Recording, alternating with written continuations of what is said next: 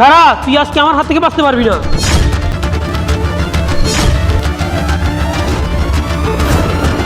এই দাঁড়া তুই।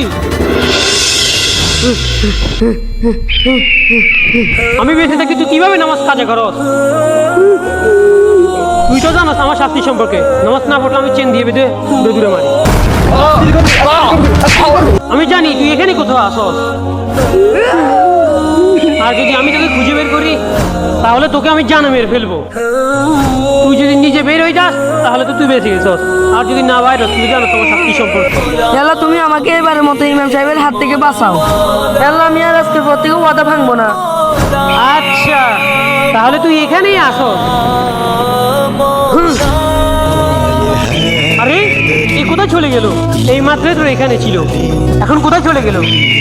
তাড়াতাড়ি বেরিয়ে যা, নামাজ কাজা করার জন্য আমি তোকে কখনো ছাড়বো না।